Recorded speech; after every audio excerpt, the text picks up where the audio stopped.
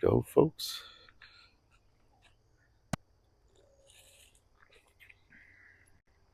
Thought I'd go check out the barn, see how the animals are doing. Maybe even let them out. Show you guys the wood that I got.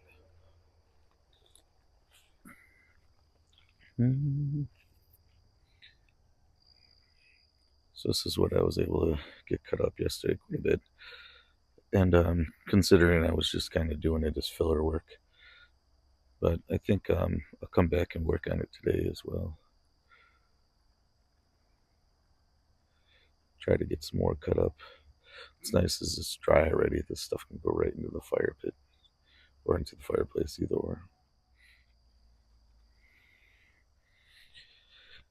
What's nice is my chainsaw really has performed well. Um, I've been real careful to follow the manual, especially on the starting process, and I've never really had an issue unless I deviated from that. And there's been times like I forgot to pull the choke or whatever, and that's the only time I've ever had issues. Um, Let it warm up, but at a slow idle. It wants to throttle up real fast when you start it, but just tap the throttle and knock it down and let it warm up like that. That's the big thing, because what happens is you lose compression when you rev it up real high like that. If the metal's not ready for the heat, and it becomes loose in there, and that's why you have such a hard time keeping it running, because it's losing compression and the seals and stuff are bad. So always start it up and let it warm up a good 2-3 minutes, depending on the temperature out. You know, if it's a warm summer day, it's not going to take that long. But if it's a winter day, obviously it's going to take a few minutes. But I know I personally I had an older pool on years ago, and I ruined that by, I would start it up and I thought, okay, well now here, let me just hold the throttle down and get the whole thing warmed up, and I was actually doing damage. Morning, goats. Morning, goats. Everybody looking good? Mm-hmm. Turn you guys around. Morning, goats. You can tell how pregnant they all look.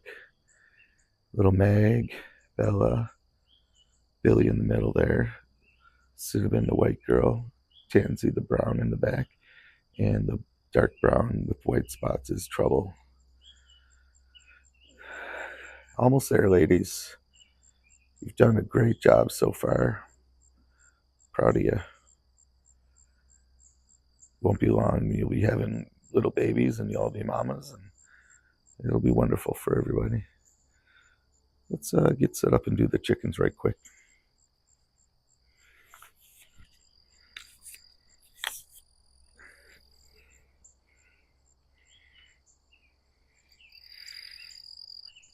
I was saying the other day how hard it is to walk in wet Crocs.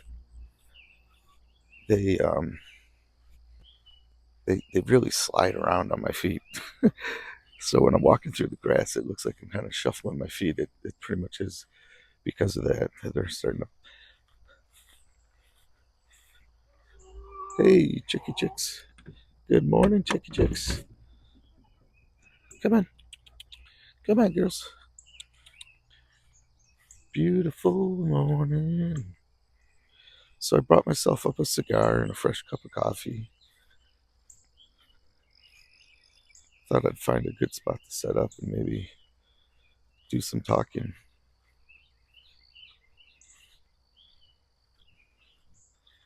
First, I gotta get the rest of the animals out.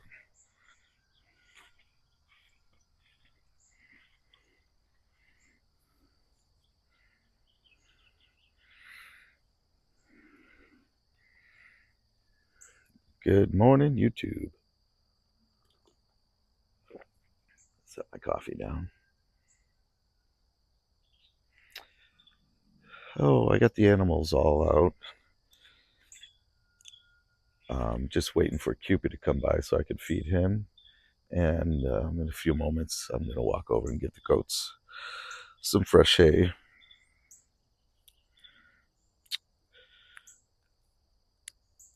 I wanted to talk about organic certification. Um, I guess first off, my first question would be: Are folks concerned about having organic products or not? Um,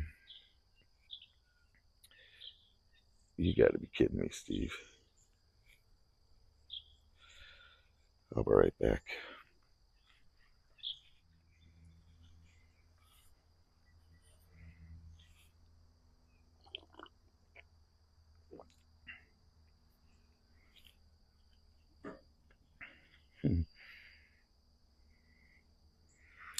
So I wanted to talk about organic certification. I think the first thing I'd ask is if you were a consumer of um, produce, do you prefer to have organic? Um, does it matter to you if it was cost neutral? Would you buy organic? Um, Same thing applicable to livestock. You know, if you're a livestock breeder or maybe just a pet owner. Oh, here comes Cupid. He's a trip. Um, does it matter to you that your livestock comes from a place that is organically certified? Um, if you folks could answer those two questions, I'd be greatly appreciated. And even if you're not a farmer or don't grow produce, what have you, just hypothetically, and as a consumer of produce, I think most people buy produce. Um, and then I guess the third question would be, what do you know about um, food manufacturing? So, what do you know about conventional food manufacturing and processing leading up to purchase point? And what do you know about? Here, let me move my cup. But what do you know about organic growing and processing procedures? All the way up to price point and everything. Give me one moment.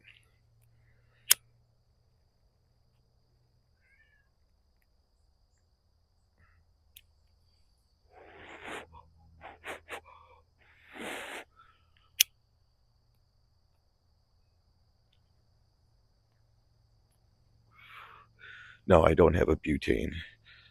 This is a CAO Columbia. Um, Tastes really nice the first draw. Mm.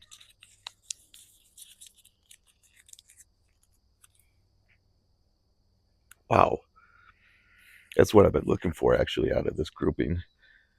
I got some CAO cigars the other day, and I've enjoyed them all, but this is really nice. This one. Hmm. So yeah, take a stab at those three questions for me if you can in the comments, and I'll tell you why. Julie and I want to certify our property. We're gonna get into doing herbs next year. Um, so we're gonna have huge amounts of basil and rosemary and sage and thyme. Um, Garlic. Boy, I can't even think of the ones she's got set up. And it would be nice to have that under organic label because it's pretty easy. And then also our goats. We we personally have bought from organic farms, and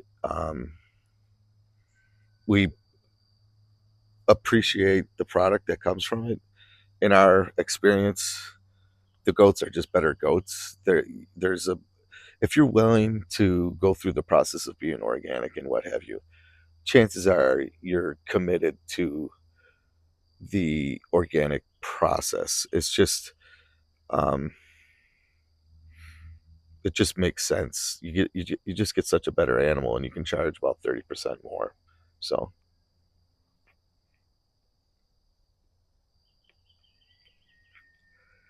that said, um, we've bought bucks that weren't certified, and our thinking behind that is once they become part of this farm, they are going to become organic.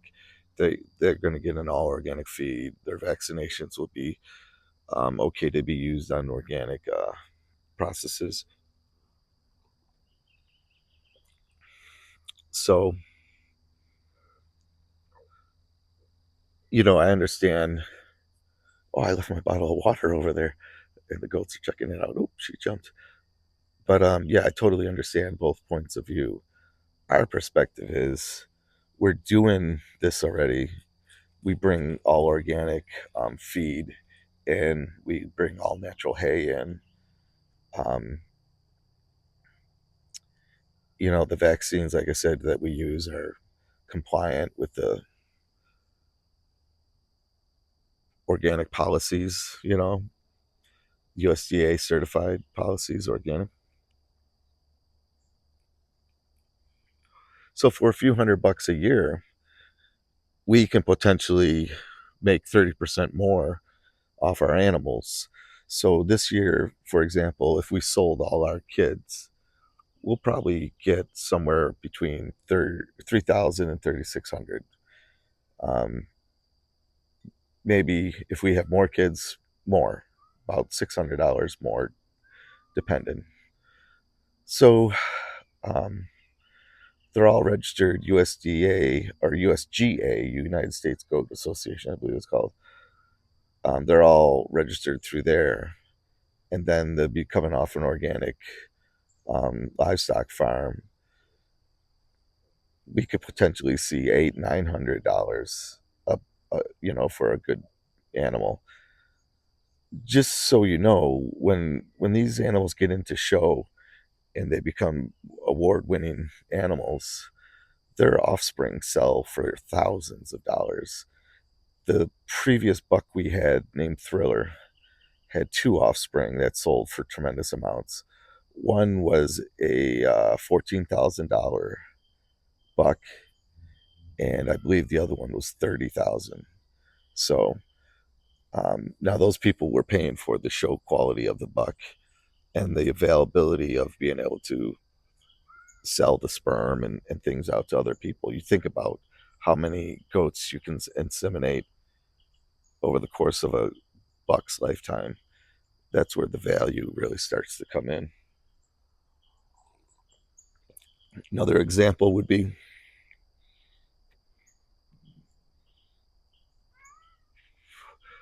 um,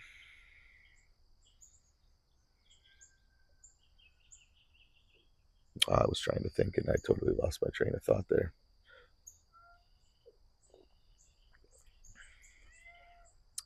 Oh, so say we got a nice show quality buck.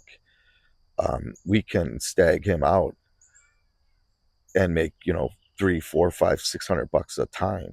And he could do that. Really, he could do that multiple times in a month for you.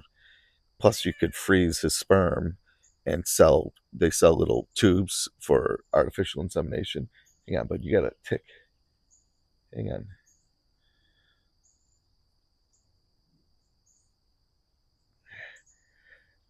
Wow, that's in there, dude.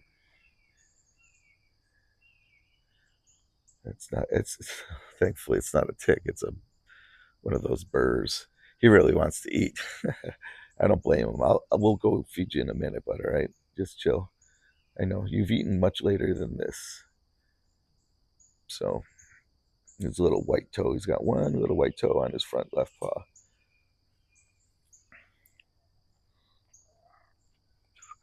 So for us, that's what it would be. It's a financial decision. Sorry, guys. Cupid knocked over the camera. I'm gonna go feed him so he stops bugging me. Oh, little shit. You little shit. Let's pause it right there.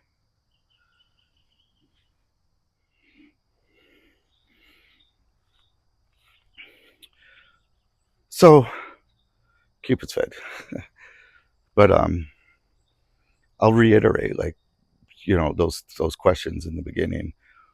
Does it as a consumer of produce?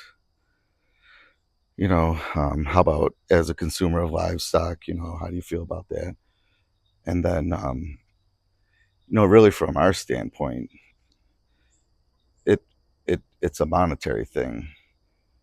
We want kind of the badge, the label. When we really do, we put effort right now into doing it, and we don't have that label. And knowing that it can generate just even a bit more income for us as a small farm, it's like almost throwing money out the window. Um, when the setup is less than $2,000, the annual cost is about $250. So you sell, do the math in my head. You basically sell two kids at the 30% extra price that you can charge, and you've paid for yourself for the year. So our goal I would really like to be selling 5 to 10 kids a year, but that's going to be really a call for Julia, because we don't want to we don't want our does pregnant every year. It's best, we think, to give them a full year off to recover. Um, you know, and in that question, we got the question of milking. We milk them through the period where they have the kids, of course, but when they're done with the kids, do we want to keep milking and keep that dairy coming? We're gonna have 5 does to milk.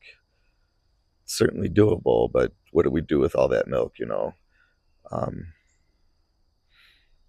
that's a product that if we could have certified raw organic milk, you know, we might be able to sell. And that product rather would fetch a much better price. Same thing with the cheese and stuff that we plan to make. Fetch that's where you start to make money off of organic labeling.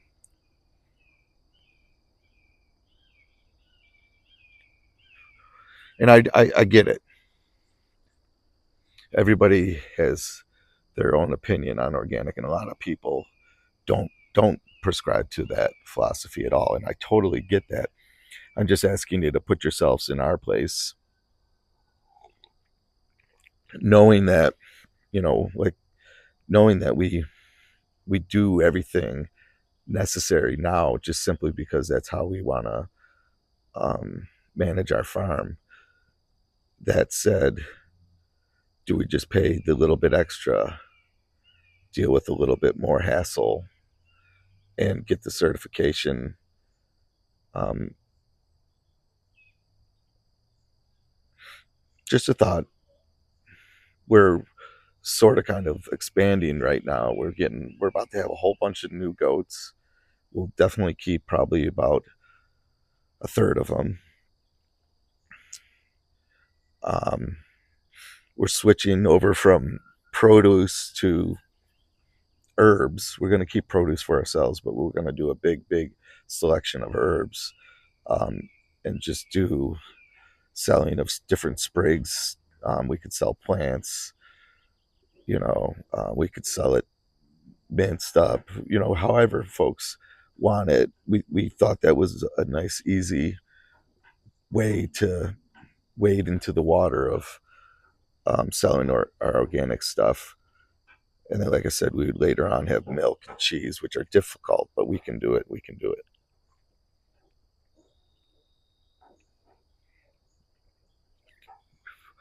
We do have egg production, and that would be something I think we'd incorporate into the organic plan as well.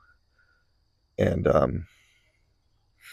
as things become more, as more opportunities arise, we could ramp up and get more chickens.